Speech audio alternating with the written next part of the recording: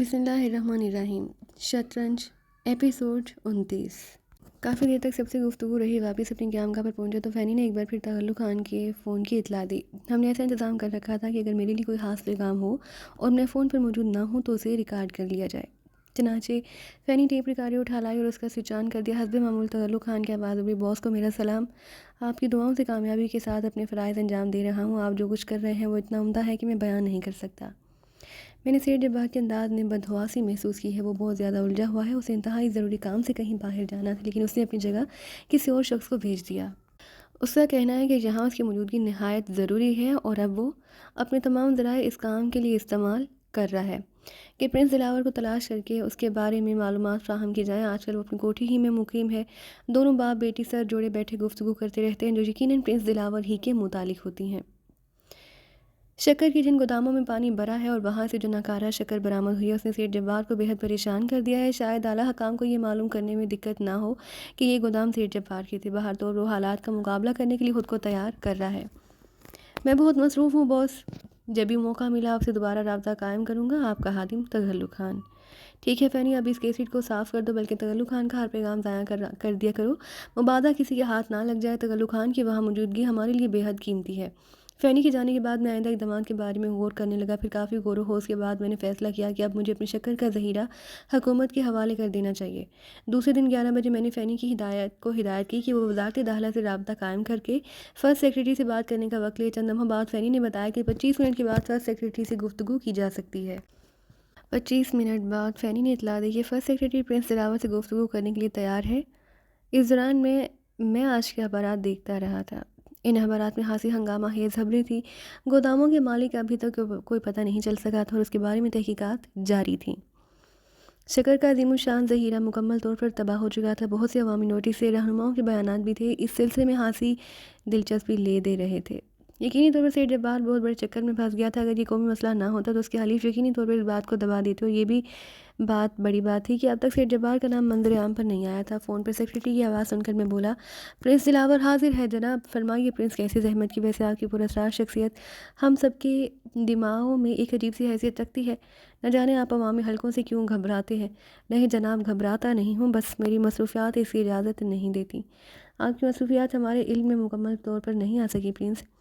जी हाँ, बस कारोबारी मसरूफ़ियात ही ख्याल फरमाइए। मेरी ख्वाहिश है कि मैं अपनी सन्नत और कारोबार को तरक्की देकर मुल्क को कौम के लिए कुछ करूँ। बड़े अच्छे हालात हैं आपके, बल्कि हम उन्हें सिर्फ हालात नहीं कह सकते। अब तक आपकी जो खिदमत मंजर-आम पर आ चुकी हैं, वह इस बात का जीता जागता सबूत है कि आप जो कुछ कर रहे हैं वो बिल्कुल दुरुस्त है। आपने सरहदी बस्तियों के तबाह हाल लोगों के लिए जो कुछ किया, उसने हुकूमत की निगाह में आपकी वक़्त बहुत बढ़ा दी है। जी हाँ, और शायद ये बात भी आपके इल्म में आ चुकी होगी कि वहाँ हमारे आदमी को ज़दोकोब किया गया था और एक ऐसे ग्रुप की तरफ से हमारे काम में रुकावट डालने की कोशिश की गई, जो खुद भी इमदादी कामों के लिए वहाँ पहुँचा था, लेकिन उसे हमारी ये कोशिशें पसंद नहीं आई थी।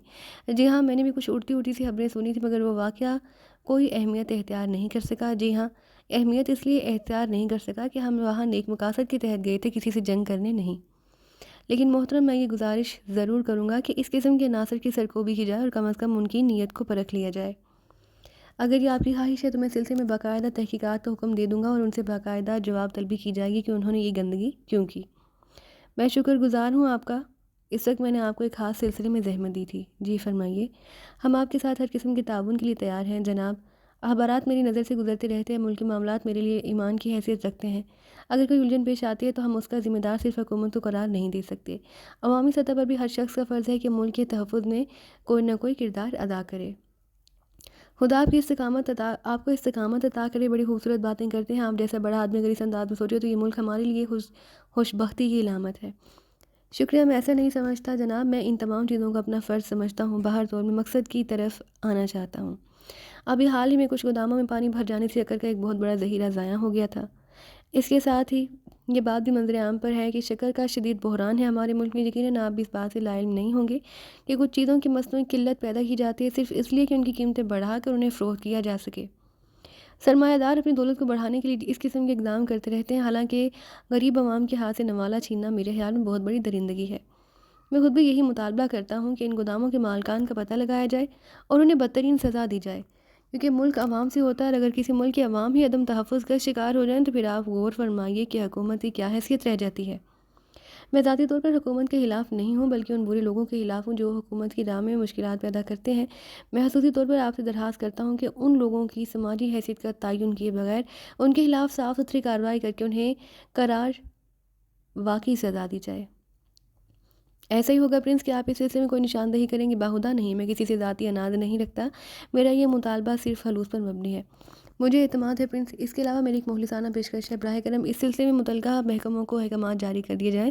جی فرمائیے۔ چینی امپورٹ کی جا رہی ہے، اس کی پہنچنے میں یقیناً دیر لگے گی۔ میں صرف ایک سرمایہ دار نہیں بلکہ ایک محب وطن شہری بھی ہوں، اور جس حیثیت سے میں ہوں اس کے تحت اپنے فرائض پر بھی نگاہ رکھتا ہوں۔ چونکہ کاروباری مارکیٹ میری نگاہ میں رہتی ہے، اس لیے میں نے محسوس کیا کہ چینی کی خصوصی خریداری ہو رہی ہے اور یقینی طور پر منافع خوری کا پروگرام بنایا جا رہا ہے۔ چنانچہ میں نے ان علاقوں سے ذرا ہٹ کر اپنے آدمیوں کے ذریعے شکر کی خریداری شروع کر دی ہے، اور جس حد تک ہو سکتا ہے شکر خرید کر اپنے گوداموں میں بھروا دی ہے۔ میرا مطلب اسے منافع خوری نہیں تھا، بلکہ ذخیرہ اندوزوں کو اس جنون سے نبرد آزمائی تھی، اور میں اس حربے کو انہی کے خلاف استعمال کرنے کا خواہش مند تھا۔ خدا کا احسان ہے کہ میں اپنی اس کوششوں میں کسی حد تک کامیاب رہا ہوں۔ میرے پاس اس وقت لاکھوں ٹن چینی موجود ہے، اور یہ ذخیرہ حکومت کے حوالے کرنا چاہتا ہوں، اور ان داموں پر جن داموں پر حکومت گنا خریدتی ہے، میرا اس پر جو زیادہ خرچ ہوا ہے وہ میں حکومت اور عوام کی نظر کرتا ہوں۔ چینی عوام میں انہیں داموں فروخت کی جائے جن پر وہ پہلے فروخت ہوتی رہی ہے۔ میرے گوداموں کے دروازے متعلقہ حکام کے لیے کھلے ہیں۔ میرے آدمی سے رابطہ قائم کر کے حکومت ان ظاہر کو اپنی تحویل میں لے لے۔ میں خاموش ہو گیا، لیکن چند لمحوں تک پرنس فرسٹ سیکریٹری کی آواز نہیں سنائی دی۔ پھر انہوں نے کھنکار کر کہا، پرنس، میں اس کے بعد آپ کی نیت اور آپ کی ذات پر شک کرنا کفر ہے۔ میرے خیال میں وطن کی اس سے زیادہ عمدہ خدمت اور کوئی نہیں ہو سکتی۔ میں ذاتی طور پر فوری کارروائی کر کے منسٹری آف فوڈ کو اس سلسلے میں ہدایت کرتا ہوں۔ براہ کرم آپ بھی اپنے آدمی کو ہدایت کر دیجیے، ہم آپ کی مخلصانہ کوشش کو اپنے دلوں پر نقش کر لیں گے۔ میرا یہ فرض تھا جو میں نے پورا کیا ہے، انشاءاللہ آئندہ بھی آپ پرنس دلاور کو مستعد پائیں گے۔ میں اپنے آدمی کو ہدایات جاری کر رہا ہوں، خدا حافظ، میں نے کہا اور سلسلہ منقطع کر دیا۔ پھر میرے شکر کے گودام خالی ہونے لگے۔ میں بیان نہیں کر سکتا کہ یہ کام کر کے مجھے کس قدر سچی خوشی ملی تھی۔ یہ وہ تمام باتیں تھیں جو بچپن سے میرے ذہن میں موجود تھی، ہر چند کے ان کا انداز یہ نہیں تھا، اتنی گہری سوچ نہیں تھی میری، لیکن میرے دل میں خواہش تھی کہ میں ایسے کام کرتا رہوں جو میرے وطن کے مفاد میں ہوں۔ ایک ہفتے بعد مجھے شدید ذہنی کوفت کا سامنا کرنا پڑا۔ پولیس گوداموں کے مالکان کے خلاف تحریک چلا رہی تھی۔ اس سلسلے میں 4 افراد گرفتار ہوئے جو ان گوداموں کے مالکان کی حیثیت سے سامنے آئے۔ یہ بہت ہی معمولی سے کاروباری لوگ تھے۔ انہوں نے اقرار کیا کہ وہی گوداموں کے مالک ہیں، اور انہوں نے ہی شکر خرید کر ذخیرہ اندوزی کی تھی۔ یہ بالکل اجنبی لوگ تھے، اور ان کا پس منظر کچھ بھی نہ تھا۔ ان پر مقدمہ قائم کر دیا گیا۔ اصلیت یہ نہ تھی، اصلیت سے تو میں واقف تھا کہ وہ گودام سیٹھ جبار کے تھے۔ اس جیسے شاطر کے لیے یہ کام ذرا بھی مشکل نہ تھا کہ وہ ان کے مالکان کو سامنے لے آئے۔ سیٹھ جبار انہیں تحفظ کی ضمانت دی ہوگی، اب ان پر ایک طویل عرصے تک مقدمہ چلتا رہے گا، اور سیٹھ جبار کی سازشیں جاری رہیں گی، اور پھر وہ انہیں کسی مناسب موقع پر بری کرا لے گا۔ بات دراصل حکومت کی کوتاہیوں کی نہیں تھی۔ انتظامیہ میں سبھی مخلص نہیں ہوتے، اور جو مخلص کارروائیاں کرتے ہیں ان کے نتیجے میں انہیں گو نہ گو پریشانیوں کا سامنا کرنا پڑتا ہے۔ حکومت بذات خود کہیں بھی غیر مخلص نہیں ہوتی، لیکن ہر فرد اپنے مسائل کا شکار ہوتا ہے۔ سچی کارکردگی کس قدر مشکل ہے، اس کا اندازہ اب مجھے ہو رہا تھا۔ سب کے سامنے سب الزامات انتظامیہ کے سر ڈال دینا بھی سراسر ناانصافی کی بات ہے۔ مجرمانہ ذہنوں کے مالک اپنے گرد ایک ایسا حصار قائم کر لیتے ہیں جس میں شگاف ڈالنا آسان نہیں ہوتا۔ سیٹھ جبار بھی ایسے ہی لوگوں میں سے تھا، اس تک پہنچنا آسان کام نہیں تھا۔ میرے ذہن میں بھی ایسی کوئی تجویز نہیں تھی جس کے تحت میں سیٹھ جبار کو ان گوداموں کا مالک قرار دیتا۔ بہرحال گوداموں کے مالکان گرفتار ہو گئے۔ انہوں نے ذخیرہ اندوزی کا اعتراف کر لیا اور سزا بھگتنے کے لیے تیار تھے، لیکن سیٹھ جبار اپنی جگہ آزاد تھا، اس پر کوئی معمولی حرف نہیں آیا۔ اب اس سلسلے میں بیچاری انتظامیہ کیا کرتی؟ بہرحال میں اسے ذہنی اور مالی نقصان پہنچانے میں تو کامیاب ہو گیا تھا، اور آنے والا وقت یقیناً مجھے اس کی تباہی کی خوشخبری دینے والا تھا۔ برائی ایک نہ ایک دن ضرور ختم ہو جاتی، اس کی جڑیں ہوا کتنی ہی گہرائی میں کیوں نہ ہو۔ اب مجھے صبر سے کام لینا تھا۔ جلد بازی کے اقدامات بعض اوقات بہت نقصان دہ ہوتے ہیں۔ چنانچہ میں اس چھوٹی سی ناکامی کو صبر سے پی گیا۔ اس سلسلے میں اعلیٰ حکام سے رابطہ مناسب نہیں تھا، لیکن ہماری کارروائیاں جاری رہیں۔ پھر ایک شام پروفیسر شیرازی کا فون ملا۔ عظمت کی شادی کی تاریخ طے کر لی گئی ہے، منصور آئندہ جمعہ 29 تاریخ ہوگی۔ خوب راشدہ کہاں پر ہے؟ یہی ہے، گلو سے لے آئی ہے، تم بہت مصروف ہو آج کل۔ ہاں مصروف تو ہوں پروفیسر، لیکن شادی میں ضرور شرکت کروں گا۔ اگر کسی وقت فرصت ہو تو آ جاؤ، تمہیں تفصیلات بتا دوں گا، بہتر ہے حاضر ہو جاؤں گا۔ کب آ رہے ہو؟ ممکن ہو سکا تو آج رات ہی، میں نے جواب دیا۔ پروفیسر نے کچھ دیر گفتگو کرنے کے بعد فون بند کر دیا۔ اسی رات میں پروفیسر کے یہاں پہنچ گیا۔ بڑا ہنگامہ برپا تھا وہاں۔ سرخاب گل اور راشدہ سر جوڑے بیٹھی تھی، جوڑے ٹانگے جا رہے تھے۔ خالص گھریلو ماحول پیدا ہو گیا تھا۔ یہ وہ لوگ تھے جنہوں نے انتہائی ماڈرن انداز میں زندگی گزاری تھی، لیکن اب بالکل عام لوگوں کی طرح بسر کر رہے تھے۔ یہ سب ایثار پسند تھے جنہوں نے اپنا سب کچھ اس عظیم مقصد پر قربان کر دیا تھا۔ در حقیقت مقصد ہی عظیم ہوتا ہے۔ مجھے دیکھ کر راشدہ کی گردن جھکی، اس کا چہرہ شرم سے سرخ ہو گیا۔ میں نے اس کے سر پر ہاتھ پھیرا۔ ٹھیک ہو راشدہ؟ جی، وہ آہستہ سے بولی۔ ہوش ہو؟ وہ خاموش رہی۔ گل اور سرخاب مسکرانے لگی۔ بھائی منصور، اب ضروری نہیں کہ تم ہر معاملے میں طاق ہو۔ اگر راشدہ سے اس کی خوشی یا ناخوشی کے بارے میں پوچھنا ہے تو تنہائی میں پوچھو۔ چلو بھائی سرخاب، ہم اپنا یہ سامان سمیٹ کر باہر چلتے ہیں۔ نہیں نہیں بھائی، اس کی کیا ضرورت ہے؟ بس میں تو مطمئن ہونا چاہتا تھا کہ راشدہ میرے اس اقدام سے خوش ہے یا نہیں، میں نے کہا۔ گل اور سرخاب شرارت بھری نظروں سے ہم دونوں کو دیکھ رہی تھی۔ انہیں راشدہ کی کہانی معلوم تھی، نہ جانے ان کے ذہن میں کیا خیال تھا۔ باہر تو اس کے بعد باقی سارا وقت دلچسپ گفتگو میں کٹا۔ پروفیسر شیرازی ایک مشرق بزرگ کی مانند سارے انتظامات کیے جا رہے تھے اور اس وقت بھی وہ بہت مصروف نظر آ رہے تھے۔ بھائی کیا کروں، اس سلسلے میں عظمت ہی کو ساتھ رکھا ہے اور کوئی ہے ہی نہیں میرے ساتھ اس سلسلے میں جو میری مدد کرے۔ آپ کو جس چیز کی ضرورت ہو فرما دیجیے، میں کچھ لوگوں کو یہاں متعین کر دوں گا۔ ارے رہنے دو، ساری زندگی گوشہ نشینی میں گزاری ہے، اب کیا ہم اتنا کام بھی نہیں کر سکتے؟ تم بس شادی میں شریک ہو جانا اور دیکھنا کہیں کوئی کمی تو نہیں رہ گئی۔ میں بدلی ہوئی شکل میں آؤں گا کیونکہ شادی میں کچھ اور لوگ بھی شریک ہوں گے۔ ہاں ہاں، اس میں کوئی حرج نہیں، مقصد تو تمہاری شرکت ہے۔ ویسے تمہارے معاملات بہت عمدہ چل رہے ہیں، میں اس سلسلے میں کوئی تبصرہ نہیں کروں گا سوائے اس کے کہ میں اپنے انتہا پر بہت خوش ہوں کہ میں نے تمہارے بارے میں صحیح فیصلہ کیا اور یہ سب کچھ تمہیں سونپ کر میں نے اپنے تمام فرائض کا بوجھ اپنے کندھوں سے اتار دیا۔ میں مطمئن ہوں کہ میں نے جو کچھ کیا وہ اتنا درست ہے کہ اس سے زیادہ درست اور کوئی قدم ہو ہی نہیں سکتا۔ شکریہ پروفیسر، آپ کا یہی اعتماد مجھے زندگی دیے ہوئے ہے، ورنہ میں کس قابل تھا؟ پھر میں وہاں سے چلا آیا۔ دوسرے دن کئی واقعات ہوئے۔ فیری نے مجھے ایک دعوت نامہ دیا۔ صنعت کاروں اور سرمایہ داروں کی ایک کانفرنس تھی۔ چیمبر آف کامرس کی طرف سے کچھ خاص معاملات پر غور کرنے کے لیے کانفرنس منعقد کی جا رہی تھی۔ دعوت نامے کے ساتھ چیمبر آف کامرس کے ڈائریکٹر کا ایک خط بھی تھا جس میں اس نے درخواست کی تھی کہ پرنس دلاور بطور خاص اس کانفرنس میں ضرور شریک ہوں۔ ہم ان کے ساتھ ہر معاملے میں بھرپور تعاون کی پیشکش کرنا چاہتے ہیں۔ میں نے اس دعوت نامے کو پڑھ کر کچھ دیر غور کیا، پھر فینی سے کہا، اس سلسلے میں ایک ایسے آدمی کا انتخاب کرنا ہے فینی جو میری نمائندے کی حیثیت سے اس کانفرنس میں شریک ہو سکے۔ اس سلسلے میں ہم اسے ایک خصوصی اختیار نامہ جاری کریں گے، بہتر ہے میں سائمہ روشن علی سے کہہ دیتی ہوں اور مسٹر عدنان سے بھی، یقینی طور پر وہ ایک مناسب آدمی کا بندوبست کر لیں گے۔ فینی نے جواب دیا، چلی گئی۔ اس کے بعد مجھے عدنان کے آنے کی اطلاع موصول ہوئی۔ میں نے اس سے کمرہ نشست میں ملاقات کی۔ اتفاق سے دو متضاد خبریں لایا ہوں جناب، ایک خوشخبری اور ایک افسوسناک خبر۔ اوہو خیریت، افسوسناک خبر کیا ہے؟ یوسف اپنی کوشش میں ناکام ہو گیا، یا تو اسے قتل کر دیا گیا ہے یا پھر وہ گرفتار ہو گیا ہے۔ اس کے بارے میں مجھے صحیح طور پر اطلاع نہیں مل سکی۔ ویسے مجھے حیرت ہے کہ تغلق خان نے آپ کو اس بارے میں اطلاع کیوں نہیں دی؟ ہاں، مجھے تغلق خان کی اطلاع میں نہیں ملی۔ یوسف وہی شخص ہے جسے تم نے سیٹھ جبار کی کوٹھی پر مامور کیا تھا؟ جی ہاں جناب۔ اس کی اس پر ذمہ داری تھی کہ وہ ایسے چھوٹے چھوٹے ڈکٹو فون سیٹھ جبار کی کمرے میں جگہ جگہ فٹ کر دے جن پر سیٹھ جبار کی کمرے میں ہونے والی گفتگو سنی جا سکے۔ غالباً وہ یہی کوشش کرتے ہوئے پکڑا گیا ہے۔ اس کی اطلاع کیسے ملی؟ چند الفاظ یوسف ہی نے کہے تھے۔ اس کے بعد میں نے تغلق خان سے رابطہ قائم کیا۔ اسے یہ معلوم نہیں تھا کہ یوسف ہمارا آدمی باہر، تو اس نے تصدیق کر دی ہے۔ یوسف نے کیا بتایا تھا؟ اس نے کہا تھا کہ سیٹھ جبار کے کمرے میں جہاں وہ خاص گفتگو کیا کرتا ہے چند ڈکٹو فون لگا دیے ہیں۔ ابھی ان کا کنیکشن نہیں کر سکا کیونکہ ابھی اسے چند ڈکٹا فون اور لگانے اور وہ ابھی یہ اطلاع دے رہا تھا کہ یکلخت خاموش ہو گیا۔ پھر چند لمحوں بعد وہ گھبرائی ہوئی آواز میں بولا، او چیف، شاید میرا راز کھل گیا، مجھے گھیر لیا گیا ہے، چند پستول بردار میری طرف بڑھ رہے ہیں، میں نہیں کہہ سکتا کہ آئندہ۔ اس کے بعد سلسلہ منقطع ہو گیا اور وہ چھوٹا سا ٹرانسمیٹر خاموش ہو گیا۔ اس وقت یوسف مجھ سے گفتگو کر رہا تھا۔ مجھے اس بات کا انتہائی صدمہ ہوا۔ ویسے میں آپ کو یہ یقین دلاتا ہوں کہ یوسف ان لوگوں میں سے ہے جن کے بدن سے اگر ایک ایک بوٹی بھی کاٹ لی جائے تو وہ غداری نہیں کر سکتے، لیکن اب میرے خیال میں اس کی زندگی ممکن بھی نہیں۔ افسوس ہے، بیچارہ یوسف ہماری وجہ سے مارا گیا۔ ویسے میرا خیال ہے کہ وہ قتل نہیں کریں گے اسے۔ میں نے تغلق خان کو ہدایت کر دی ہے کہ اگر اسے سیٹھ جبار کی کوٹھی سے ہٹنا بھی پڑے تو وہ اس کی پرواہ نہ کرے۔ اگر یوسف کی زندگی بچائی جا سکتی ہے تو ضرور بچائی جائے۔ یہ تم نے اچھا کیا۔ سیٹھ جبار سے بہرحال ہم نمٹ ہی رہے ہیں، اگر ہمارا ایک آدمی بچ جاتا ہے تو ہم یہ نقصان برداشت کرنے کو تیار ہیں۔ جی ہاں جناب، ممکن ہے تغلق خان اس سلسلے میں آپ سے رابطہ قائم کرے، آپ بھی اسے یہی ہدایت کر دیجیے گا۔ بے فکر رہو، یقیناً اسے مجھ سے رابطہ قائم کرنے کا موقع نہیں ملا ہوگا کیونکہ یوسف کی گرفتاری کے بعد سیٹھ جبار اپنے اطراف سے اور بھی زیادہ محتاط ہو گیا ہوگا۔ ممکن ہے اب وہ بھی کوٹھی میں موجود ہر شخص پر نگاہ رکھے ہوئے ہو اور تغلق خان اسی لیے ہم سے رابطہ قائم نہ کر سکا ہو، میں نے کہا۔ جی ہاں جناب، بہرحال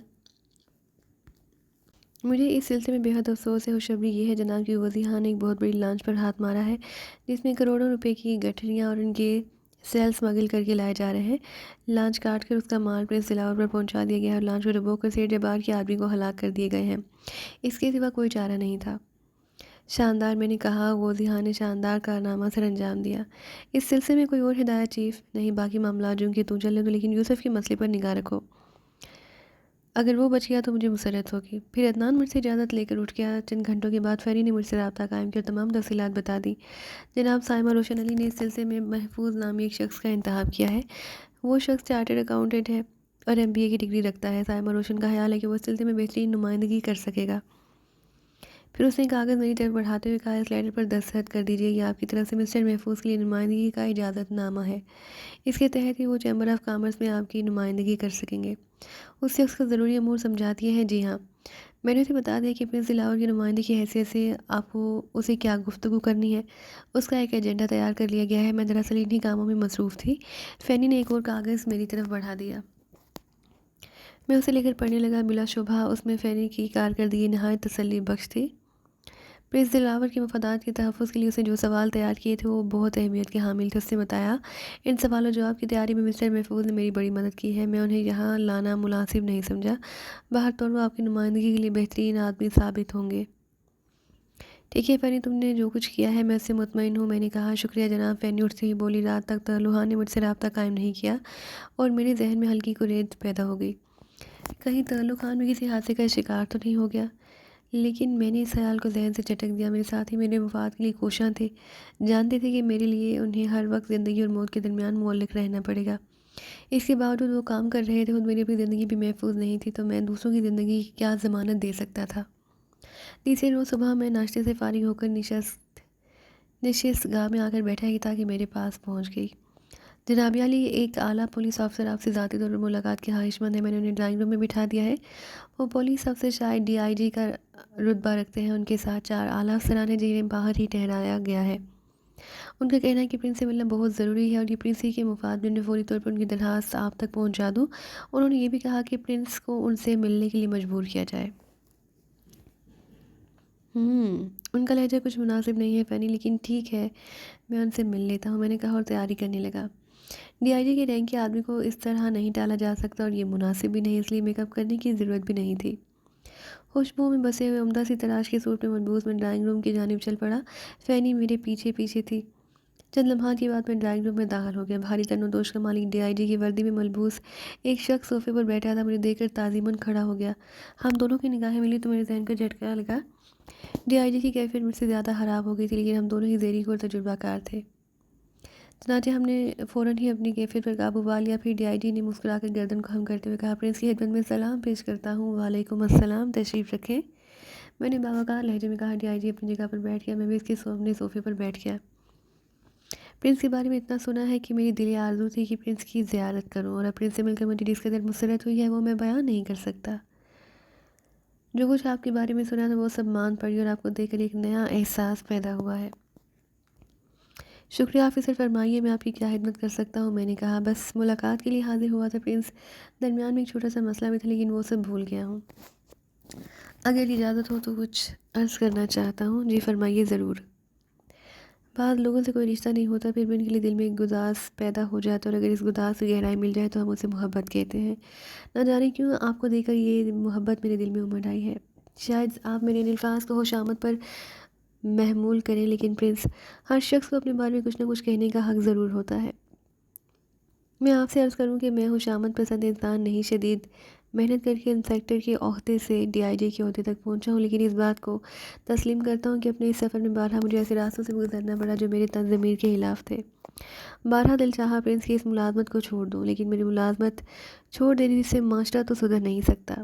پھر میں نے یہی سمجھا کہ اسی ملازمت میں رہتے ہوئے اگر میں کچھ نہ کچھ بھی انسانیت کی خدمت کرتا رہا تو یہ میرے ضمیر کے عین مطابق ہوگا، اور آپ یقین کریں کہ میں نے حتی الوسع ایسا کرنے کی کوشش کی۔ DIG نے خاموش ہو کر ٹٹولنے والی نظروں سے میری طرف دیکھا، لیکن میرے اسپاٹ چہرے کو دیکھ کر بولا، طویل عرصے قبل میرے ہاتھوں ایک معصوم بچے کو دکھ پہنچا تھا، اس وقت تک مجھے صحیح صورتحال کا علم نہیں تھا۔ پھر وہ بچہ مجھے ایک اور شکل میں ملا، ایک ایسے شخص کے ساتھ جو بہت بڑی حیثیت کا مالک تھا۔ اس نے مجھے بتایا کہ یہ بچہ بے قصور ہے اور اس کے ساتھ جو کچھ ہوا وہ انسانیت کے ساتھ ظلم کی بدترین مثال ہے۔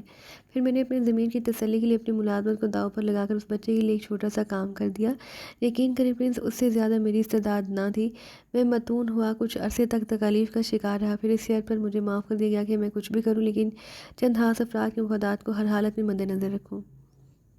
اس کے بعد وہ بچہ مجھے نہیں ملا، نہ جانے وہ کن حالات کا شکار ہوا، لیکن میں نے اپنے ضمیر کے مطابق کارروائیاں جاری رکھی اور جس طرح بھی بن پڑا انسانیت کی خدمت کرتا رہا۔ شکریہ آفیسر، میں آپ کی اس محبت کا ممنون ہوں۔ سچ کہا آپ نے، بعض اوقات ہم وہ سب کچھ کرنے پر مجبور ہو جاتے ہیں جن کی اجازت ہمارا ضمیر نہیں دیتا۔ باہر طور میں آپ کی کیا خدمت کر سکتا ہوں؟ کچھ سوالات کرنے کی اجازت ہے پرنس؟ کیا ایک پولیس آفیسر کی حیثیت سے؟ جی نہیں، یہ سوال قطعی ذاتی نوعیت کے ہیں، فرمائیے۔ پرنس، میرا خیال ہے کہ میں پہلا افسر ہوں جس نے آپ سے ملاقات کا شرف حاصل کیا۔ جی ہاں، یہ درست ہے، میں عام لوگوں سے نہیں ملتا۔ اس سے کوئی خاص وجہ؟ جی ہاں، خاص وجہ ہے، بتانا پسند کریں گے؟ نہیں شکریہ، میں آپ کو مجبور نہیں کروں گا، بس یہی میری ذاتی نوعیت کا سوال تھا۔ اب میں آپ کو اپنی آمد کی وجہ بتاتا ہوں۔ جی ہاں، فرمائیے۔ سیٹھ جبار کا نام آپ نے سنا ہوگا۔ ڈی آئی جی بولا اور میں چونک کر اسے دیکھنے لگا۔ ہاں، ایک سرمایہ دار ہے۔ سیٹھ جبار کے ہاں سے ایک شخص کو گرفتار کیا گیا ہے، اس کا نام یوسف ہے۔ یہ شخص چند روز پہلے سیٹھ جبار کی کوٹھی میں ملازم تھا۔ اسے سیٹھ جبار کے آدمی نے رنگے ہاتھوں پکڑا ہے۔ اس کے بعد ڈائنامائٹ برآمد ہوئے ہیں جنہیں وہ سیٹھ جبار کی خوابگاہ کے مختلف حصوں میں لگا رہا تھا۔ اس شخص کو پولیس کے حوالے کر دیا گیا ہے۔ اس نے اعتراف کیا ہے کہ وہ پرنس دلاور کے آدمی میں سے ہے اور اسے اس کام کے لیے مخصوص کیا گیا تھا کہ وہ سیٹھ جبار کی خوابگاہ کو بم سے اڑا دے۔ سیٹھ جبار نے بتاتے وقت پولیس کو کوئی بیان نہیں دیا۔ پولیس نے اپنے طور پر اس شخص سے معلوم کیا کہ وہ کس کے ایما پر یہ کام کر رہا تھا، تو اس نے یہ بیان دیا۔ بہت خوب، ممکن ہے ایسا ہی ہوا ہو ڈی آئی جی صاحب، لیکن آپ مجھ سے کیا چاہتے ہیں؟ تفتیش تو ضروری تھی پرنس، کیا اس آدمی کو آپ کے سامنے لایا جائے؟ ضرورت نہیں ہے، اول تو ان ہنگاموں کا میں خود ڈیل نہیں کرتا، میرے آدمی موجود ہیں، آپ کو انہیں سے رابطہ قائم کرنا چاہیے تھا۔ اگر اس شخص نے پرنس دلاور کا نام لیا ہے تو ٹھیک ہے، آپ پرنس دلاور پر مقدمہ قائم کر دیں، کیس عدالت میں جائے گا اور جو کچھ بھی صورتحال ہوگی سامنے آ جائے گی۔ مگر پرنس، اخبارات کی زبان بھلا کون بند کر سکتا ہے؟ کیا اخبارات اس مقدمے کو نہیں اچھالیں گے؟ اخبارات آزاد ہیں ڈی آئی جی صاحب، اور آپ یقین کریں کہ میں اپنے اختیارات سے فائدہ اٹھا کر اخبارات کی زبان بند کرنے کی کوشش نہیں کروں گا۔ البتہ میرے ایڈوکیٹس پولیس اور سیٹھ جبار سے میری طرف سے مقدمہ لڑیں گے اور اس کے جو بھی نتائج ہوں گے سامنے آ جائیں گے۔ میں اس بات کا متوقع تھا پرنس کہ آپ کی طرف سے اس کی تردید ہو جاتی۔ نہیں، اس سلسلے میں کوئی بیان دینا پسند نہیں کروں گا۔ پولیس کو ایک شکایت موصول ہوئی ہے، یہ اس کا فرض ہے کہ وہ حقیقت کو تلاش کر اگر نہ کر پائے تو اس شخص کے خلاف کارروائی کرے جسے اس واقعے میں ملوث کیا گیا ہے۔ باقی رہا میرا معاملہ تو میں دیکھوں گا کہ اپنے دفاع میں کیا کر سکتا ہوں، مگر میں آپ سے تعاون کرنا چاہتا ہوں پرنس۔ شکریہ ڈی آئی جی صاحب، میں آپ کا مشکور ہوں۔ میں قانون کے خلاف کوئی کام نہیں کرنا چاہتا، اور پھر میں سیٹھ جبار جیسے معمولی آدمی کو اس قابل ہی نہیں سمجھتا کہ وہ میرے خلاف کوئی مؤثر کارروائی کر سکتا ہے۔ میں نے تلخ لہجے میں کہا، اس کے علاوہ میں آپ کی اور کیا خدمت کر سکتا ہوں؟ شکریہ پرنس، آپ نے مجھے جو چند لمحات کی قربت بخشی ہے یہی میری عزت افزائی ہے، مجھے اجازت دیجیے۔ شکریہ آپ کی تشریف آوری کا ایک عرض اور ہے پرنس، ڈی آئی جی نے کہا، فرمائیے۔ وہ شخص جسے سیٹھ جبار نے پولیس کے حوالے کیا ابھی تک اپنی زبان بند رکھے ہوئے ہے، اگر اس نے کچھ کہا تو صرف اتنا کہ یہ سب جھوٹ ہے۔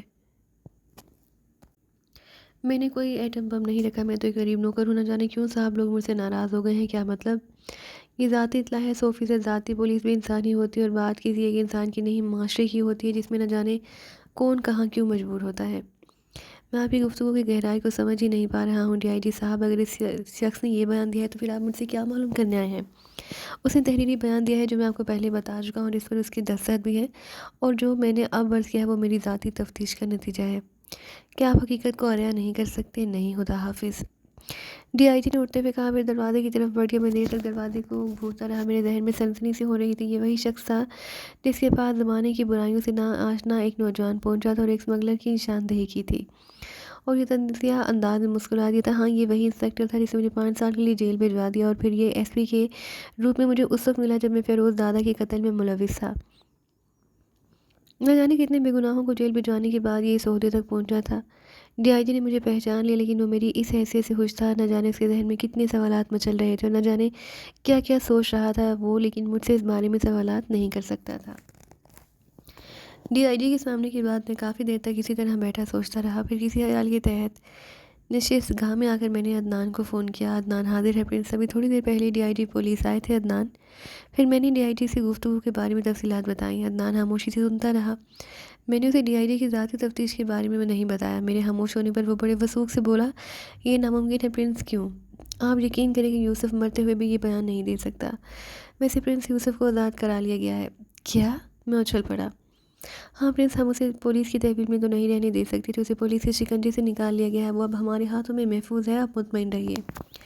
میں مزید کچھ نہ بول سکا، میری آواز بند ہو گئی۔ وہ سب کچھ ہو رہا تھا جو کل تک سیٹھ جبار کیا کرتا تھا، لیکن اب یہ پرنس دلاور کا دور تھا۔ سیٹھ جبار کا دور بند ہوتا جا رہا تھا۔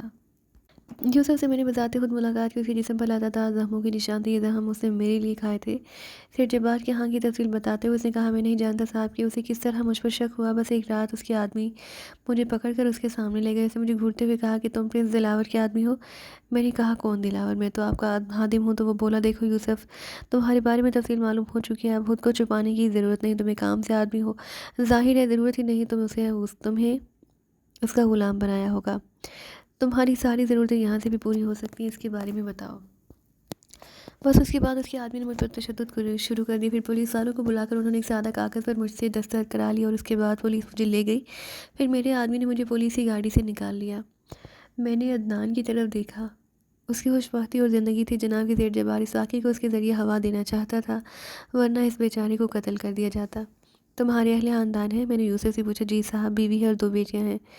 میں پھر عدنان سے مخاطب ہوا، کیا خیال ہے عدنان؟ سیٹھ جبار کی ایما پر پولیس اسے تلاش نہیں کرے گی؟ کر رہی ہے جناب، اسے اس شہر سے نکال کر کسی دوسرے شہر پہنچا دو اور اسے اتنی رقم دے دو کہ یہ وہاں اپنا کاروبار شروع کر سکے، فی الحال اس کا علاج کراؤ، تعمیل ہوگی پرنس، عدنان نے کہا۔ پھر وہ یوسف کو باہر چھوڑ آیا۔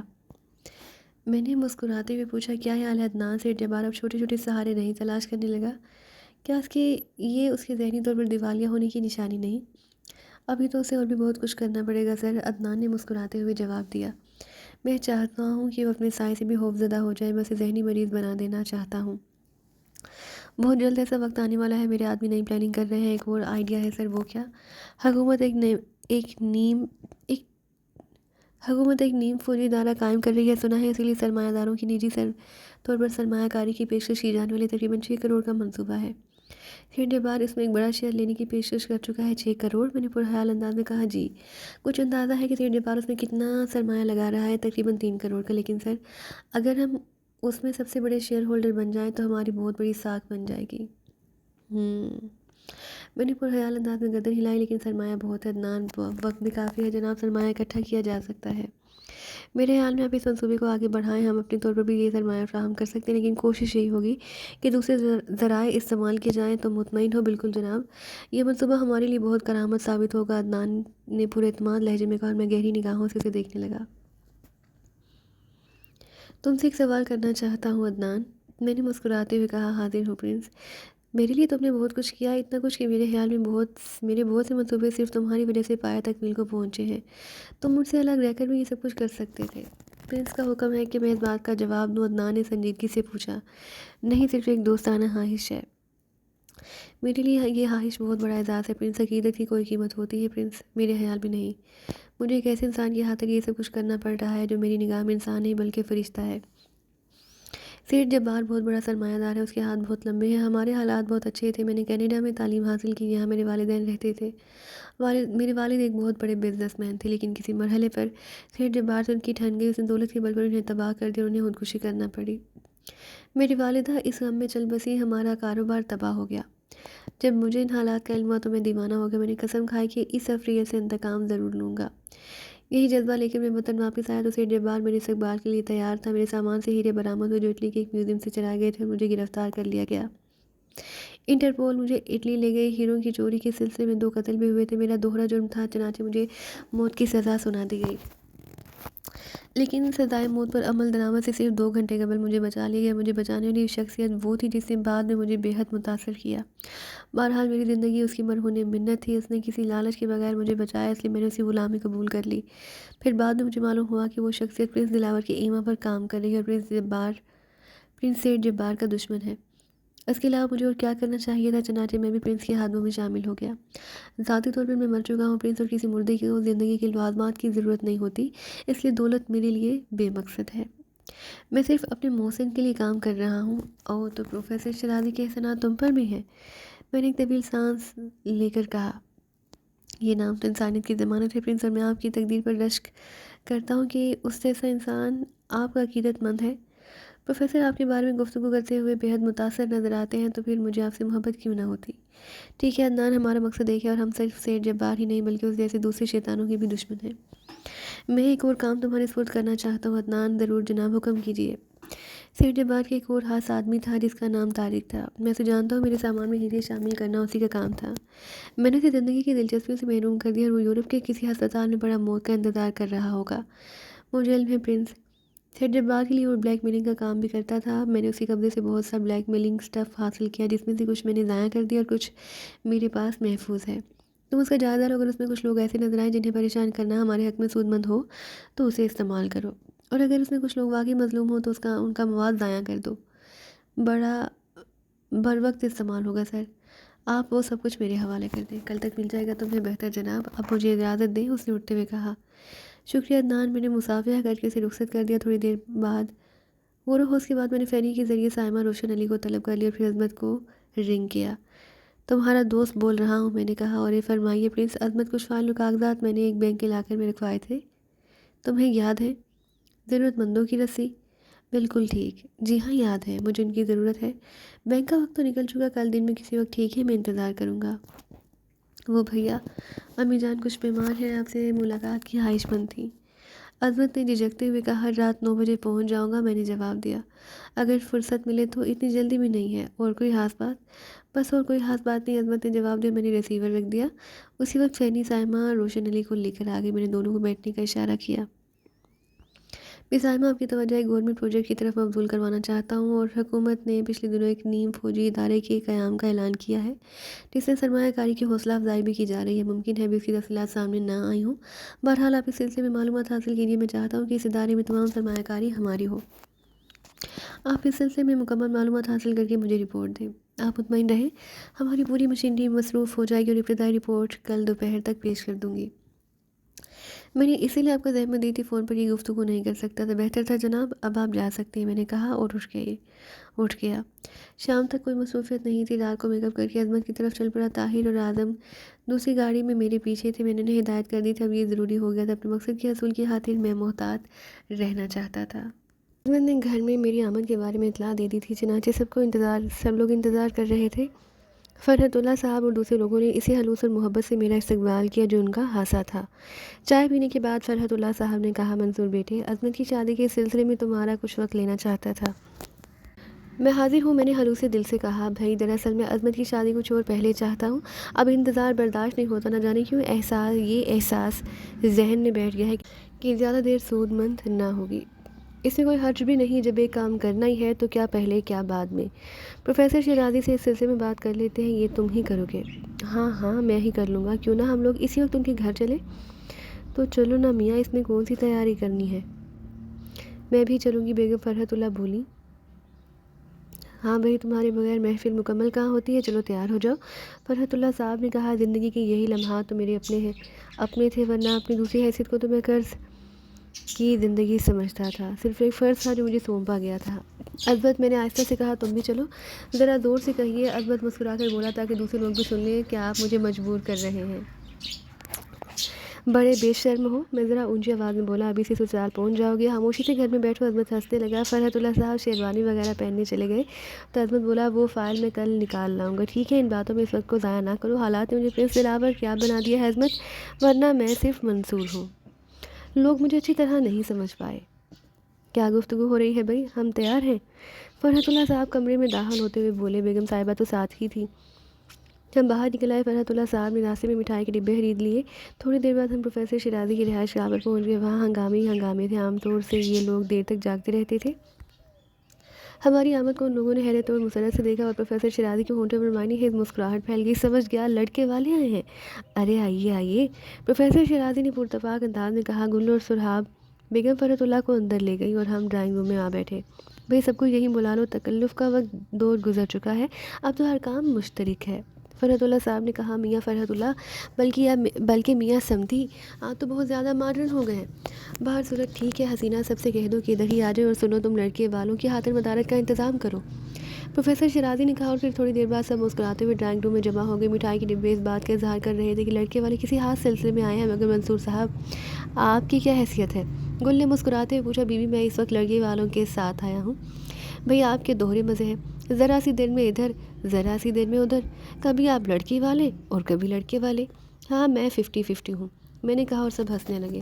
تو جناب 50-50 صاحب، اس وقت لڑکے والوں کی آمد کا کیا مقصد ہے؟ ہم چاہتے ہیں کہ شادی کے وقت کو اور ذرا مختصر کر دیا جائے، یعنی درمیانی وقفہ ختم کر کے جلد از جلد تاریخ طے کر لی جائے اور ان دونوں کا جھگڑا نمٹا دیا جائے، میں نے کہا۔ میرا خیال ہے کہ لڑکے اور لڑکی کے درمیان کوئی جھگڑا نہیں، پروفیسر شیرازی نے کہا۔ ہے پروفیسر صاحب، سب سے بڑا جھگڑا تو ابھی طے ہونا باقی رہ گیا ہے، وہ کیا؟ ایجاب و قبول کا۔ فرحت اللہ صاحب چاہتے ہیں کہ اب انتظار کی گھڑیاں ختم ہو جائیں اور لڑکی جلد سے جلد اپنے گھر پہنچ جائے، تو یہاں کس کو انکار ہے؟ پروفیسر شیرازی نے کہا۔ کیوں گل، آپ کا کیا خیال ہے؟ میں نے پوچھا۔ کوئی حرج نہیں، اس میں منصور ہمارے انتظامات مکمل ہیں۔ فرحت صاحب بھی ظاہر ہے مطمئن ہونے کے بعد ہی یہ سب کچھ کہہ رہے ہوں گے۔ بس ابھی 2-4 دن کے اندر اندر کوئی تاریخ مقرر کر لی جائے۔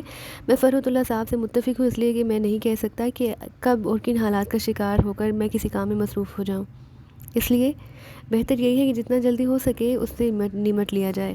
بس تو ٹھیک ہے، آج پیر کا دن ہے، جمعے کا دن اس تقریب سعید کے لیے مناسب ہے۔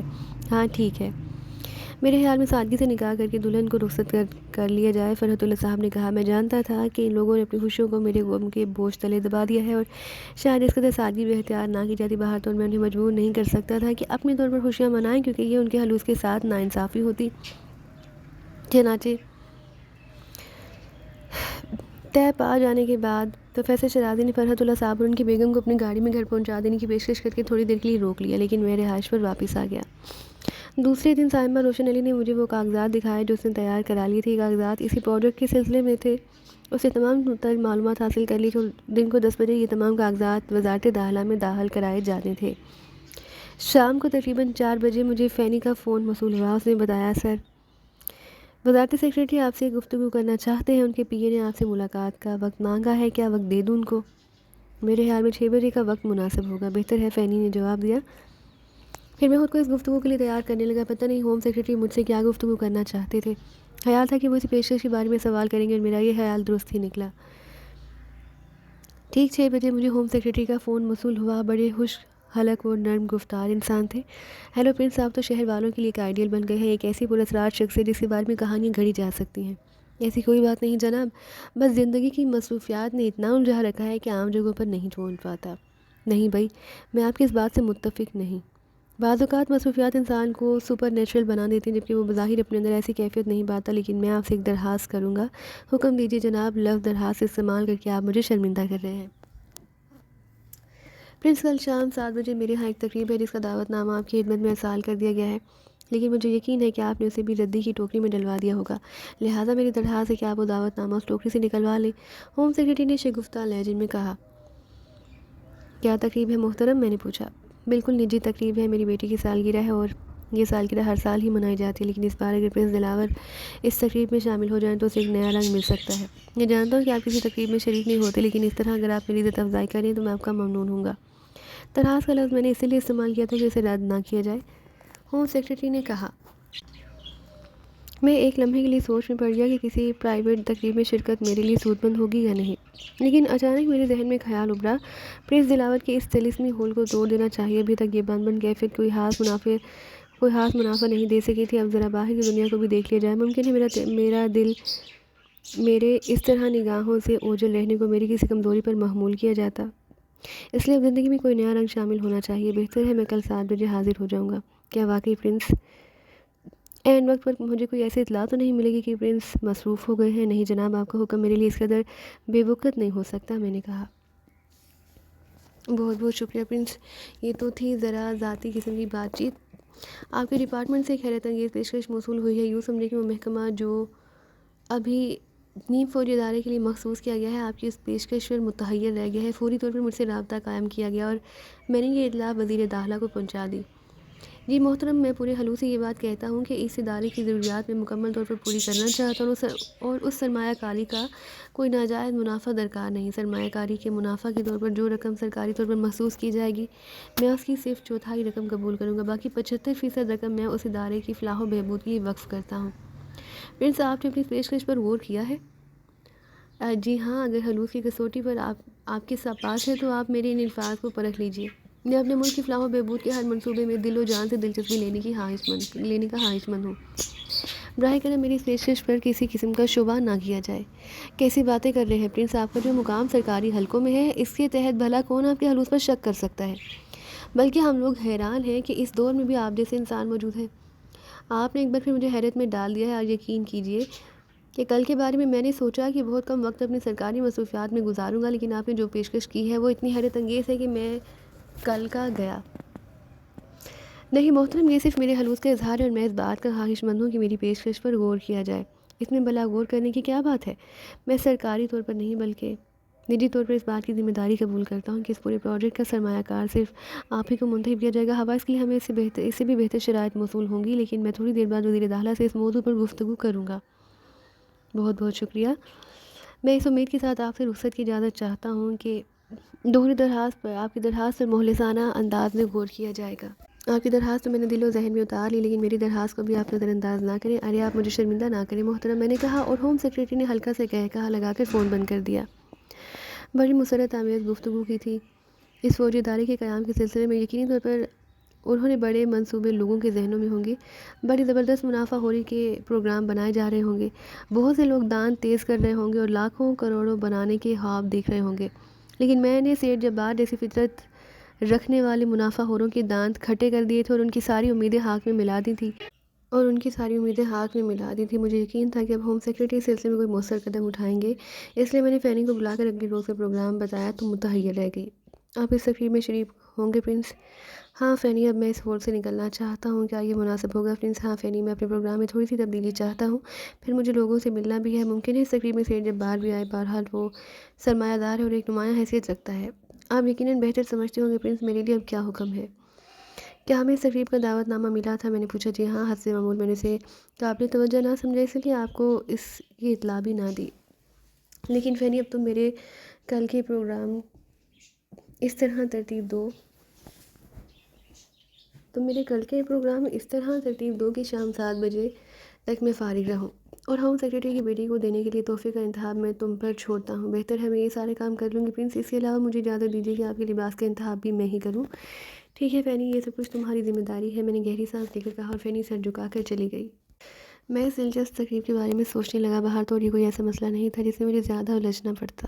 شام کو سائمہ روشن علی نے میرے سامنے وہ کاغذات پیش کیے جن کے ذریعے میری طرف سے اس منصوبے میں سرمایہ کاری کی پیشکش کی گئی تھی۔ اس نے بتایا کہ وزارت دفاع کی طرف سے ایک استفسار یہ نوٹ بھیجا گیا ہے جس میں سرمایہ کاری کی تمام تفصیلات تحریری طور پر طلب کی گئی ہیں۔ ٹھیک ہے، کیا تم نے وہ تحریری جواب تیار کر لیا ہے؟ جی ہاں جناب، بس آپ کے دستخط کرانا تھے۔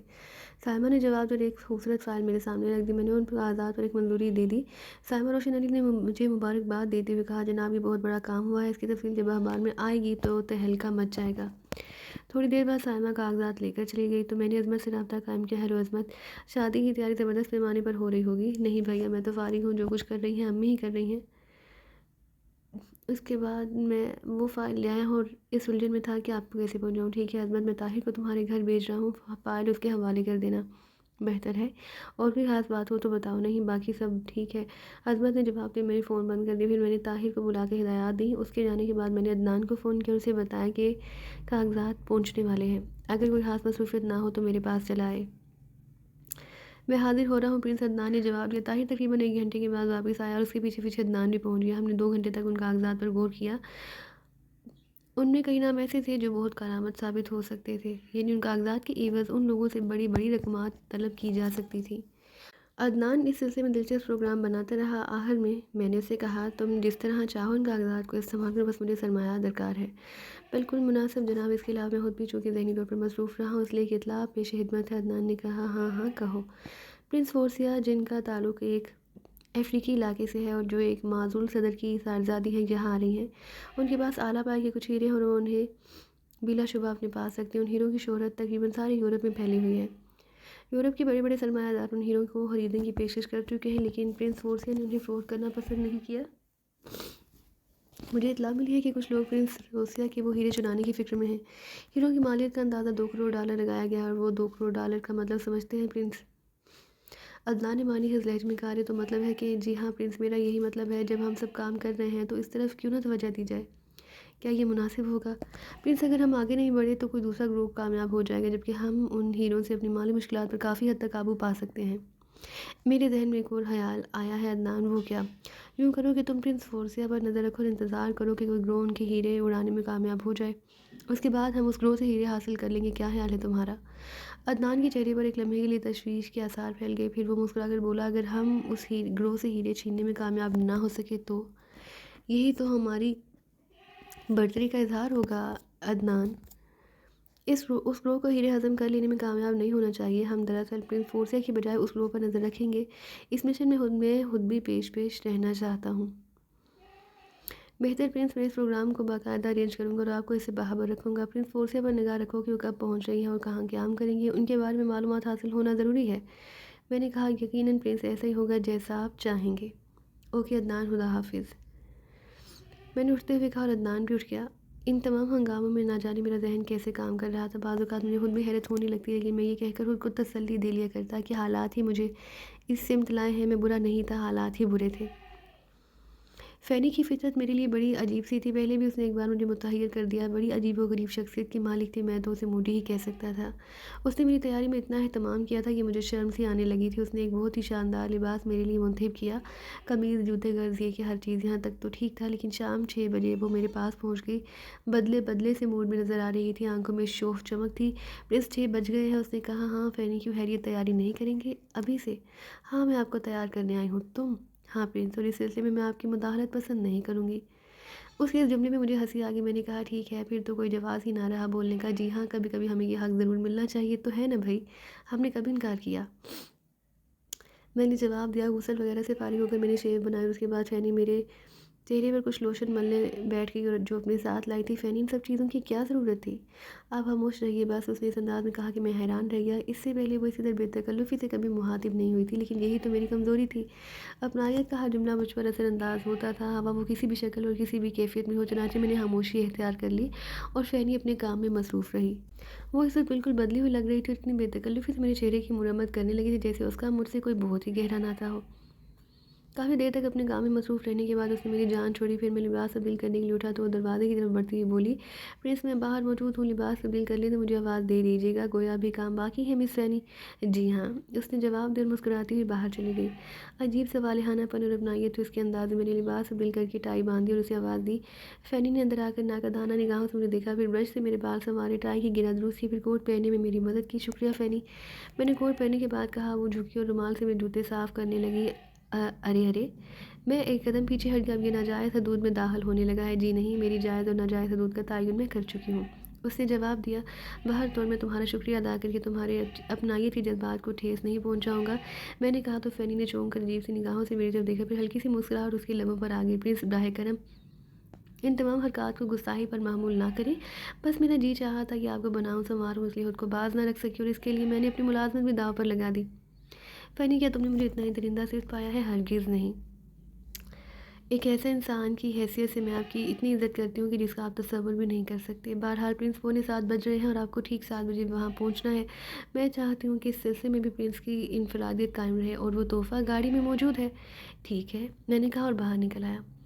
باہر میری بہت ہی شاندار لمبی اور چمچماتی ہوئی کار موجود تھی. باوردی ڈرائیور نے لپک کر میرے لیے کار کا دروازہ کھول دیا. طاہر اور اعظم میرے اطراف میں کھڑے تھے. میں نے محسوس کیا کہ وہ دونوں پوری طرح مسلح تھے. میں کار میں بیٹھ گیا تو طاہر اور اعظم بھی ڈرائیور کے ساتھ اگلی سیٹ پر بیٹھ گئے. راستے میں طاہر نے بتایا ہمارے ساتھی اطراف میں موجود ہیں. آپ بالکل مطمئن ہو کر تقریب میں شرکت کریں. تھوڑی دیر بعد کار ہوم سیکریٹری کے بنگلے پر پہنچ گئی. گیٹ پر مسلح پولیس متعین تھی. مہمان آ رہے تھے. کوٹھی کے بہت بڑے لان پر اس تقریب کا اہتمام کیا گیا تھا. ہوم سیکریٹری خود گیٹ سے تھوڑے فاصلے پر کھڑے مہمانوں کا استقبال کر رہے تھے. میری کار کو اجنبی نگاہوں سے دیکھا گیا. ظاہر ہے میں پہلی بار کسی ایسی جگہ آیا تھا.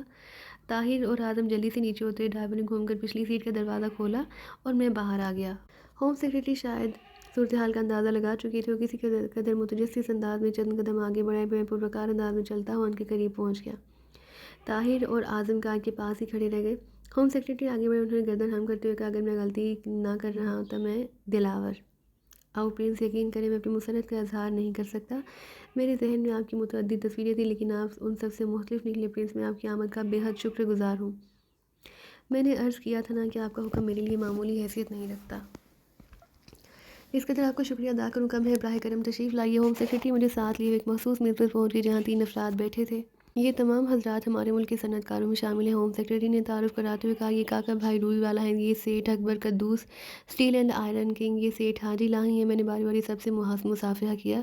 اور یہ آپ کے سامنے ایک ایسی شخصیت کھڑی ہے جس کا نام سن کر آپ دنگ رہ جائیں گے. ہوم سیکریٹری بولے. نام تو بعد میں سن لیا جائے گا. شخصیت بذات خود بتا رہی ہے کہ وہ بہت کچھ ہے. سیٹھ حاجی الہی نے کہا. میں آپ سے مل کر بہت خوش ہوا ہوں جناب پرنس دلاور. ہوم سیکرٹری نے کہا اور یہ الفاظ ان لوگوں کی سماعت پر بم کی طرح گرے۔ تینوں کھڑے ہو کر بے یقین نظروں سے میری طرف دیکھ رہے تھے۔ ارے پرنس، آپ سے مل کر تو واقعی دلی مسرت ہوئی ہے۔ سیٹھ اکبر قدوس نے دوبارہ مسافر کے لیے میری طرف ہاتھ بڑھاتے ہوئے کہا، یہ نام تو ایک طلسمی حیثیت رکھتا تھا ہم لوگوں کے درمیان، اور شاید آج اس تقریب میں شرکت ہماری خوش بختی تھی کہ پرنس سے ملاقات ہو گئی۔ آپ لوگ تشریف رکھیے، مجھے شرمندہ نہ کیجیے۔ میں ایک کرسی گھسیٹ کر بیٹھ گیا اور وہ تینوں بھی ہاتھ ملتے ہوئے بیٹھ گئے۔ ان لوگوں کے انداز میں نیاز مندی سی پیدا ہو گئی تھی۔ پرنس، مجھے چند لمحات کی اجازت عنایت فرمائیں کہ ہوم سیکرٹری نے کہا، ضرور ضرور، آپ مہمانوں کو رسیف کیجیے، بلکہ میرے لائق کوئی خدمت ہو تو میں حاضر ہوں۔ آپ کی آمد نے ہماری تقریب کی مسرت کو دوبالا کر دیا ہے۔ پرنس، براہ کرم تشریف رکھیے اور آپ حضرات ان کا خیال رکھیں۔ ہوم سیکرٹری نے ان تینوں سے کہا، بے فکر رہیں، پرنس ہمارے لیے بہت بڑی حیثیت رکھتے ہیں، حاجی الہی نے کہا، اور ہوم سیکرٹری مسکراتے ہوئے آگے بڑھ گئے۔ اس کے بعد ہمارے درمیان سلسلہ گفتگو شروع ہو گیا اور میں اطراف میں نگاہیں دوڑانے لگا۔ سیٹھ اکبر قدوس بولے، پرنس، میرے خیال میں یہ پہلی تقریب ہے جس میں آپ لوگوں کے سامنے آئے ہیں۔ میں اس کی وجہ پوچھنے کی جسارت کر سکتا ہوں، بس کیا عرض کروں، مصروفیات نے کچھ غیر انسانی صفات بخش دی ہیں۔ حالانکہ ایسی تقاریب اور مل بیٹھنے کے موقع ہر شخص کی زندگی کی سب سے بڑی خواہش ہوتے ہیں، ان میں انسان اپنی الجھنوں سے نکل کر دوسری باتیں کرتا ہے، لیکن شاید میری تقدیر میں یہ سب کچھ نہیں ہے۔ پرنس، آپ کا تو اسٹاف بھی بہت بڑا ہے، بے شمار سیکرٹری ہوں گے، آپ کے اتنا بوجھ کیوں طاری کیے ہوئے ہیں آپ خود پر؟ میں اسے بوجھ نہیں سمجھتا، بس یوں سمجھے کہ کاروبار سے میری ذاتی دلچسپی مجھے اس قدر مصروف رکھتی ہے، اور شاید یہی وجہ ہے کہ آپ نے ہر نئی صنعت اپنے ہاتھ میں لے لی ہے۔ اگر ایسی بات ہے تو میں آپ سے معذرت خواہ ہوں۔ میں نے ہنستے ہوئے کہا، ارے نہیں پرنس، آپ تو ہم صنعت کاروں کی نہ کہ ہم آپ کا نام بڑے فخر سے لیتے ہیں۔ بہت بہت شکریہ، میری بدقسمتی ہے کہ میں اپنی فیلڈ کے لوگوں سے ناواقف ہوں۔ پھر وہ وہاں پر موجود بڑے بڑے صنعت کاروں اور اعلیٰ افسروں کے بارے میں بتانے لگے، اور میں ایک ایک کی شکل کو اپنے ذہن کے پردوں پر نقش کرتا جا رہا تھا۔ سیٹھ جبار مجھے اب تک کہیں نظر نہیں آیا تھا۔ تھوڑی دیر بعد ہوم سیکرٹری ایک اور شخصیت کے ساتھ ہمارے قریب آئے۔ درمیانی عمر کی یہ شخصیت اچھی خاصی باروب اور باوقار تھی۔ میرے علاوہ تینوں بھی کھڑے ہو گئے۔ اس شخصیت نے سب سے پہلے مجھ سے مصافحہ کیا۔ پرنس دلاور، بلا شبہ آپ ایک ایسی مقناطیسی شخصیت رکھتے ہیں، ہم سب آپ سے ملنے کے خواہش مند تھے۔ آپ لوگوں نے مجھے جو عزت بخشی ہے اس کا میں شکر گزار ہوں۔ ویسے جناب آپ سے تعارف نہیں ہو سکا، وزیر داخلہ۔ ہوم سیکرٹری نے مودبانہ انداز میں بتایا۔ میں نے دوبارہ بڑی گرمجوشی سے ان سے مصافحہ کیا، ان کی کرسی بھی وہیں لگا دی گئی اور وہ ہمارے درمیان بیٹھ گئے۔ آپ نے تو اس مختصر سے عرصے میں بڑی دھوم مچا دی ہے، پرنس، وزیر داخلہ نے کہا۔ بس کیا عرض کروں، جو دل چاہتا ہے کرتا رہتا ہوں۔ اگر اس میں کوئی بات آپ حضرات کو پسند آ گئی ہے تو یہ میری خوش قسمتی ہے۔ نہیں پرنس، سرکاری حلقوں میں آپ کا ایک الگ مقام ہے، اور ہم ہمیشہ اس بات کے خواہاں رہتے ہیں کہ آپ کے احسانات کا بوجھ کچھ کم کر سکے، لیکن آپ اس کا موقع ہی نہیں دیتے پرنس۔ میرے لیے آپ کی محبت ہی کافی ہے۔ آپ کے یہ الفاظ میرے دل و دماغ پر نقش ہو گئے ہیں۔ میں محسوس کرتا ہوں کہ میں نے جو کچھ کیا اس کا مجھے صلہ مل رہا ہے۔ رسمی گفتگو جاری تھی کہ میں نے سیٹھ جبار کو دیکھا، وہ اپنی کار سے اتر رہا تھا، اس کے ساتھ اینجل بھی تھے۔ اب لطف آئے گا، میں نے سوچا۔ دفاتر عقب سے ایک آواز ابری میں چونک پڑا، پرنس دلاور، میں بھی آپ کے مداحوں میں سے ایک ہوں۔ ممکن ہے آپ مجھے نہ پہچان سکیں، لیکن مداحوں کو پہچاننا ضروری نہیں ہوتا، اور نہ ہی مداحوں کو اس کی شکایت ہوتی ہے۔ ڈی آئی جی نے پرجوش انداز میں مجھ سے مصافحہ کیا۔ یہ وہی ڈی آئی جی تھے جو میری قیام گاہ پر مجھ سے ملاقات کر چکی تھے، اور شاید انہیں یقین تھا کہ میں پرنس دلاور نہیں منصور ہوں۔ وہ چند رسمی جملے کہہ کر آگے بڑھ گئے۔ میری نگاہیں پھر سیٹھ جبار کی طرف اٹھ گئیں۔ اینجل لڑکیوں میں چلی گئی۔ میں نے سیٹھ جبار کو ہوم سیکرٹری کے ساتھ اپنی طرف آتے دیکھا، اور میں سنبھل کر بیٹھ گیا اور حاجی الہی سے اس کے کاروبار کے بارے میں باتیں کرنے لگا۔ یہ ہیں آج کی اہم ترین شخصیت۔ مجھے اپنی قریبی ہوم سیکرٹری کی آواز سنائی دی، سیٹھ جبار، آپ انہیں پہچان سکیں تو میں نے ان کی طرف رخ پھیر لیا۔ سیٹھ جبار جہاں دیدہ اور مضبوط اعصاب کا مالک تھا، لیکن میرے چہرے پر نظر پڑتے وہ بہت بری طرح چونکا تھا، اور اس کے چہرے پر زلزلے کے سے آثار پیدا ہو گئے تھے۔ ہیلو، میں نے سادہ سے لہجے میں کہا، آپ سیٹھ جبار سے واقف ہیں؟ ہاں، شاید یہ بھی بزنس مین ہے، میں نے لاپرواہی سے کہا، بہت بڑے بزنس مین ہیں۔ اور سیٹھ جبار، شاید آپ میرے مہمان کو نہیں پہچان سکے؟ ہاں، میں نہیں پہچان سکا۔ سیٹھ جبار گھٹی گھٹی آواز میں بولا، پرنس دلاور۔ ہوم سیکرٹری نے اس کے سر پر دھماکہ کیا، سوری حضرات، وزیر دفاع تشریف لائے ہیں، میں ذرا انہیں رسیو کر لوں۔ ہوم سیکرٹری آگے بڑھ گئے۔ میں نے سیٹھ جبار کو کوئی اہمیت نہ دی۔ بڑی خوشی ہوئی آپ سے مل کر پرنس۔ سیٹھ جبار نے خود کو سنبھال کر میری طرف مسافر کے لیے ہاتھ بڑھایا۔ میں نے رسمی سے انداز میں اس کا ہاتھ تھام لیا، پھر وہ کرسی گھسیٹ کر میرے قریب ہی بیٹھ گیا۔ آپ نے تو کاروبار کی دنیا میں تہلکہ مچا رکھا ہے پرنس، شکریہ۔ میں آپ سے ملاقات کا متمنی تھا۔ میری مصروفیات اس کی اجازت نہیں دیتی۔ ہاں، آپ کی مصروفیات واقعی بے حد اہم ہیں، مجھ سے زیادہ اس کا اندازہ اور کسے ہوگا۔ آپ کیا کرتے ہیں جبار صاحب، آپ کو علم نہیں؟ میرے اسٹاف کی نااہلی ہے کہ وہ غیر ضروری لوگوں کا تذکرہ مجھ سے نہیں کرتے، حالانکہ مجھے ہر چھوٹے سے چھوٹے بزنس مین سے واقف ہونا چاہیے۔ کوئی حرج نہیں، اب آپ سے ملاقات ہو گئی ہے، بہت سے دریچے کھل گئے ہیں، اب ہم ایک دوسرے کو اچھی طرح جان لیں گے۔ حاجی لاہی صاحب، آپ بھاری مشینری کے کارخانے کے بارے میں گفتگو کر رہے تھے۔ آپ کو کیا الجھن درپیش ہے؟ میں نے سیٹھ جبار کو نظر انداز کر دیا۔ میری مالی حالت مجھے اس کی اجازت نہیں دیتی پرنس، حالانکہ میرے پاس بڑے کارآمد لوگ موجود ہیں۔ 3-4 پلانٹ بیکار پڑے ہیں میرے پاس، لاکھوں روپیہ لگے گا ان میں، حالانکہ زرعی آلات کی تیاری ملکی مفاد میں ہے۔ آپ حکومت سے قرض کیوں نہیں لیتے؟ میں پہلے ہی بہت مقروض ہوں، مجھے نئے قرضے نہیں مل سکتے، ابھی تو پچھلی قرضوں کی ادائیگی کر رہا ہوں۔ یہ تو بہتر نہیں، آپ اتنا پیسہ خرچ کر چکے ہیں، اسے کارآمد ہونا چاہیے۔ ہاں بس تقدیر ساتھ نہیں دے رہی پرنس، اتنا سرمایہ درکار ہوگا آپ کو صحیح پیمانے پر کام کرنے کے لیے کم از کم 2 کروڑ۔ آپ کسی وقت مجھ سے رابطہ قائم کر لیجیے، آپ کی یہ مشکل دور ہو جائے گی۔ ارے پرنس، اگر آپ اس میں دلچسپی لیں تو میری مشکل حل ہو جائے گی۔ کچھ عرصے قبل اس سلسلے میں سیٹھ جبار سے میری ملاقات ہوئی تھی، لیکن ہم متفق نہ ہو سکے۔ ارے کیوں سیٹھ صاحب؟ میری شرکت سے متفق نہ تھے، وہ بہت کم قیمت پر یہ پلانٹ خریدنا چاہتے تھے، میری اصل لاگت سے بھی کم قیمت پر۔ میں نے انکار کر دیا۔ خدا کی ارے نہیں حاجی صاحب، سیٹھ جبار بوڑھے ہو چکے ہیں، اتنی بھاری مشینری کا بوجھ کیسے اٹھائیں گے؟ آپ تیاری کریں، سرمایہ میں فراہم کروں گا۔ خدا کی قسم پرنس، حصے دار بن جائیے، پھر دیکھیے میں کیا کمال دکھاتا ہوں۔ حاجی لاہی نے پھولی ہوئی سانس کے ساتھ کہا، نہیں حاجی صاحب، میں گیدڑوں کی روش اختیار نہیں کرتا، شیر کی طرح شکار کر کے کھاتا ہوں، اور پھر ملک کو ایسے غاصبوں سے پاک ہونا چاہیے جو ہر چیز پر اپنی اجارہ داری کے قائل ہوں۔ آپ پلاننگ کر کے کام شروع کیجئے، میں آپ کو سرمایہ فراہم کروں گا، اور جب آپ کے حالات بہتر ہو جائیں تو اس کی ادائیگی کر دیں۔ مجھے نئی زندگی مل جائے گی پرنس، میری طرف سے زندگی کی مبارکباد قبول کرے۔ میں نے پرخلوص لہجے میں کہا، پرنس شکل و صورت کی طرح ایک حسین دل کے مالی ہیں حاجی لاہی، یہ تقریر تمہارے لیے بہت ہی ساد رہی۔ سیٹھ جبار بولا، اس کے لہجے میں طنز تھا۔ سوری دوستوں، میں معذرت چاہتا ہوں۔ سیٹھ جبار اٹھ کھڑا ہوا، میں نے اس کی طرف رخ بھی نہیں کیا۔ ہوم سیکریٹری ایک شخص سے میرا تعارف کرا رہے تھے، حاجی لاہی تو میرا بندہ بے دام ہو گیا تھا، میرے پیچھے پیچھے لگا پھر رہا تھا۔ میں بھی تقریب کے شرکاء میں گھل مل گیا تھا۔ تھوڑی دیر بعد میں نے سیٹھ جبار کو DIG کی طرف دیکھا، وہ میری طرف دیکھ کر کوئی بات کر رہا تھا۔ تھوڑی دیر بعد میں نے اپنا تحفہ ہوم سیکریٹری کی بیٹی کو پیش کیا۔ ہیروں کا نیکلیس تھا، یہ بہت قیمتی ہے پرنس، میں اس کا اہل نہیں۔ ہوم سیکریٹری بولے، اس کے عوض کسی معاملے میں آپ سے ناجائز اعانت چاہتا ہوں تو یہ تحفہ میرے منہ پر مار دیجیے گا، میں نے کہا۔ سیٹھ جبار بھی قریب ہی موجود تھا۔ ارے نہیں پرنس، آپ ایک باوقار شخصیت ہے۔ اسی وقت اینجل نے مجھے دیکھا، بیٹی کی کیفیت بھی باپ سے مختلف نہ ہوئی، وہ پاگلوں کی طرح مجھے گھورنے لگی، پھر میں نے اسے کھسکتے ہوئے دیکھا، وہ سیٹھ جبار کا بازوؤں سے پکڑ کر ایک طرف لے گئی۔ میں دل ہی دل میں مسکرانے لگا، اس تقریب میں شریک ہو کر مجھے مسرت ہوئی تھی۔ نوجوان ایک طرف سمٹ گئے تھے، بزرگوں نے الگ نشست جما لی، دوسری طرف موسیقی کا پروگرام شروع ہو گیا۔ میں وزیر دفاع اور دوسری اہم شخصیتوں کے ساتھ بیٹھا ہوا تھا۔ دفعتاً 3-4 لڑکے اور لڑکیاں میرے پاس پہنچ گئی۔ ایک نوجوان نے جھک کر شوخی سے پوچھا، معاف کیجیے گا پرنس، آپ کی عمر کیا ہے؟ میرے قریب بیٹھے ہوئے تمام لوگ چونک کر اس گستاخ کو دیکھنے لگے۔ اس کا حساب کرنے کی فرصت ہی نہیں ملی۔ دوست، حساب تو ہو گیا پرنس، نوجوان نے کہا، وہ کیسے؟ آپ نے مقدمانہ لہجہ اختیار کرنے کے باوجود مجھے برخوردار یا بیٹا نہیں کہا پرنس، میری درخواست ہے کہ آپ ہمارے ساتھ ہماری تفریحات میں شریک ہوں۔ نوجوان نے لجاجت سے بولا، ارے نہیں بیٹے، پرنس کو مجبور مت کرو۔ ایک شخص نے کہا، نہیں چچا جان، اسے کوئی سرکاری یا کاروباری محفل نہ بنائیے، ہمیں اجازت دیں۔ چلو بھائی، ہم تو سب کے ہیں، میں نے کہا اور اٹھ کر نوجوانوں کے ساتھ ہو لیا۔ دوسری طرف خاموشی چھائی ہوئی تھی، مجھے دیکھ کر انہوں نے خوشی کے نعرے لگائے۔ موسیقی جو ایک لمحے کے لیے رک گئی تھی پھر شروع ہو گئی۔ رقص کا پروگرام تھا، تصویریں بنائی جا رہی تھیں، بے شمار تصویریں میرے ساتھ بنائی گئی۔ میں آپ کے ساتھ ایک الگ تصویر بنواؤں گی پرنس، اینجل نے آگے بڑھ کر کہا۔ آپ کو یقیناً اس کے لیے ہدایات ملی ہوں گی، ضرور بنوائیے، میں نے کہا تو اینجل ایک لمحے کے لیے خاموش ہو گئی، پھر وہ میرے نزدیک آ کھڑی ہوئی۔ کسی نوجوان کے ساتھ یہ تمہاری پہلی تصویر ہوگی اینجل، ہوم سیکریٹری کی بیٹی نصرت نے کہا۔